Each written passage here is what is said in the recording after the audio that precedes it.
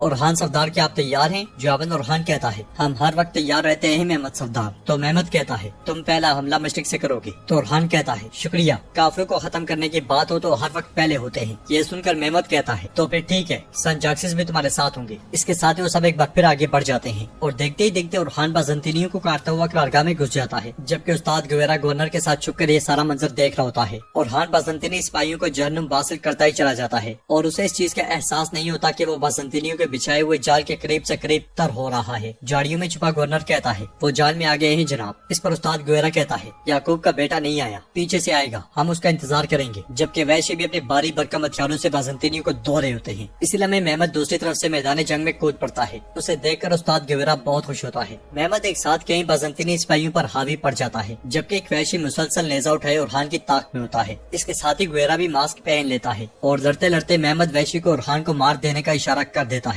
اشارہ ملنے پر ویشی جیسے ہی نیزہ اورحان کی جانب پھینکنے لگتا ہے تو مزید بازنطینی سپاہی لڑائی میں شامل ہو جاتے ہیں اور اورحان اس کی نظروں سے ہٹ جاتا ہے۔ ادھر سے عثمان صاحب اپنے سپاہیوں کے ساتھ یعنی شہر کی جانب جا رہے ہوتے ہیں کہ اسی لمحے دوسرے راستے سے آنے والے علاؤالدین اور بالا خاتون بھی ان تک پہنچ جاتے ہیں۔ عثمان صاحب کو صحیح سلامت دیکھ کر وہ دونوں بہت خوش ہوتے ہیں اور پھر ان سے گلے ملتے ہیں۔ پھر عثمان صاحب پوچھتے ہیں تم یہاں کیا کر رہے ہو؟ جواباً بالا خاتون کہتی ہے ہمیں آپ کی فکر تھی جناب۔ تو عثمان صاحب کہتے ہیں میں ٹھیک ہوں، لیکن اس وجہ سے آپ میرے پیچھے نہیں آ سکتے، بتاؤ کیا ہوا ہے؟ تو علاؤالدین کہتا ہے بابا سغوت، صلیبیوں نے سغوت پر حملہ کیا ہے۔ یہ سن کر عثمان صاحب پریشان ہوتے ہوئے کہتے ہیں کیا کہہ رہے ہو اور کیا ہوا؟ تو علاؤالدین کہتا ہے اللہ کا شکر ہے کہ ہم نے ان کے حملے کو ناکام بنا دیا بابا، لیکن بہت سے لوگ زخمی ہیں۔ اس پر عثمان صاحب غصے سے کہتے ہیں وہ کمینے قیمت چکائیں گے، ضرور چکائیں گے۔ پھر پوچھتے ہیں بتاؤ کوئی نقصان تو نہیں ہوا؟ کیا سب ٹھیک ہے؟ یہ سن کر علاؤالدین کہتا ہے والدہ اور جنگجو کی بدولت ٹھیک ہے۔ اس پر عثمان صاحب بالا خاتون سے پیار کرتے ہوئے کہتے ہیں اللہ تمہیں خوش رکھے بالا، تم ہمیشہ میری پشت پناہی کرتی ہو۔ یہ سن کر بالا خاتون کہتی ہے عثمان، علاؤالدین اور گونچا ہمارے ساتھ نہ ہوتے تو مشکل ہوتا۔ بالا خاتون مزید کہتی ہے لیکن عثمان ایک اور بڑا مسئلہ ہے، یعقوب سردار نے صورتحال کا فائدہ اٹھایا اور یعنی شہر آ گئے۔ اس پر عثمان صاحب کہتے ہیں یعقوب سردار؟ ہاں یعقوب سردار، اس نے ہمیشہ ہمارے زخموں کا فائدہ اٹھایا ہے، تو وہ ہمارے آنے کا انتظار کر رہا ہے، ہم دیکھیں گے ہم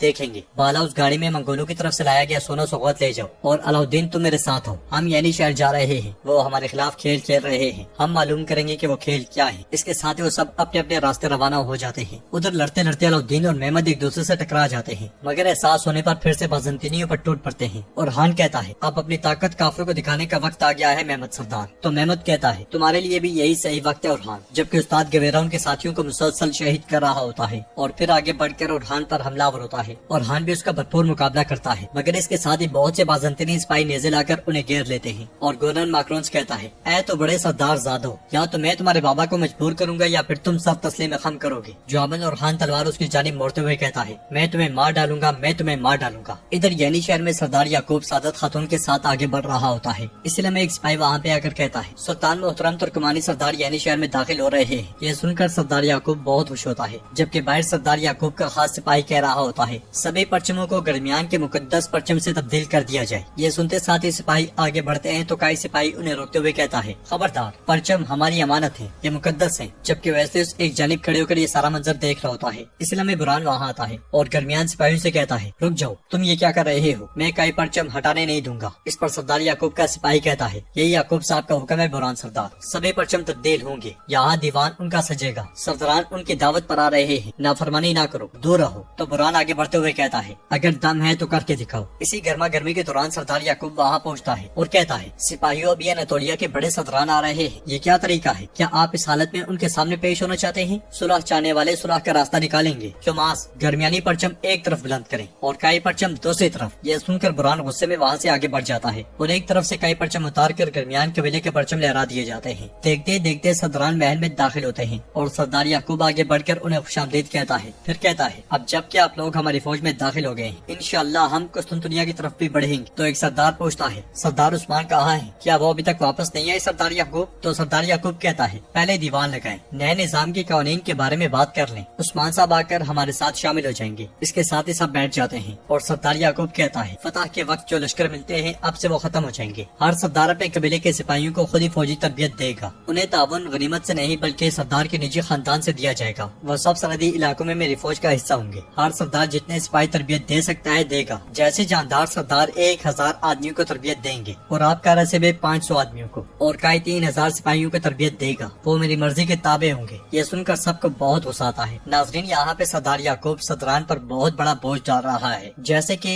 1000 या 2000 सिपाहियों को तरबियत देना, उनकी तनख्वाह या तावान भी अपनी जेब से देना जो कि सरदार देंगे। और ये सब कुछ करने के बाद वो सिपाही ताबे होंगे किसके? सरदार याकूब के। सरदार याकूब ऐसा चाहता है और यकीनन सरदार इससे बिल्कुल खुश नहीं होंगे। सरदार याकूब की बातें सुनकर बेंदर बुरहान से कहता है, बुरहान सरदार अल्लाह की कसम है, ये हमारे खून और हड्डियों के खुश्क होने से पहले नहीं रुकेगा। तो बुरहान कहता है, पहले सरदार को आ जाने दें, सभी का हिसाब करेंगे। सरदार याकूब की बात पर सरदार जानदार एतराज करते हुए कहते हैं, ये बात मुझे बिल्कुल भी मुनासिब नहीं लगती सरदार याकूब। तो सरदार याकूब कहता है, खुदा उन लोगों को आजमाता है जिनको उसने इंसाफ के साथ इक्तदार दिया है। हमारे इंसाफ पर कोई शक न करे जानदार साहब, हम अगर सिर्फ लेते हैं तो आप सही हैं, लेकिन अब अदा भी करते हैं। सोगौत में पेश आने वाले इतने बुरे वाकयात के बाद मैंने एक और फैसला किया है, अब से आपके मोहल्लात और कबाइल की हिफाजत भी दरमियान कबीले के मुहाफिज करेंगे। तुम्हारी शोहरत मेरी शोहरत है, अब से मैं किसी को इजाजत नहीं दूंगा कि वो मेरा हाल भी उस्मान सरदार की तरह करे। इसके साथ ही एक आवाज गूंजती है, उस्मान सरदार आ गए, और उस्मान साहब अलाउद्दीन के साथ वहाँ दाखिल होते हैं। उस्मान साहब को देखकर बेंदर और बुरहान बहुत ज्यादा खुश होते हैं और अपने कबीले में दरमियान कबीले के झंडे देखकर उस्मान साहब को बहुत गुस्सा आता है। देखते ही देखते खवातीन भी बालाई मंजिल से सामने आती हैं और मलून खातून उस्मान साहब को देखकर अल्लाह ताला का शुक्र अदा करती हैं। उस्मान साहब आगे बढ़ते हुए बार बार एक ही सवाल पूछते हैं, ये क्या हो रहा है, ये क्या हो रहा है? उस्मान साहब के बार बार पूछने पर बुरहान कहता है, हुजूर सुलह इत्तेहाद, हमने आपके आने से पहले कुछ नहीं किया। इस पर उस्मान साहब सरदार याकूब से पूछते हैं, ये क्या हो रहा है, ये कौन सा दीवान है, बताए मुझे। तो सरदार याकूब कहता है, दीवान जहाद का दीवान है, हम सोच रहे थे कि आपके बगैर ही करना होगा, मगर शुक्र है कि आप आ गए। इस पर उस्मान साहब कहते हैं, तो ऐसा है, हाँ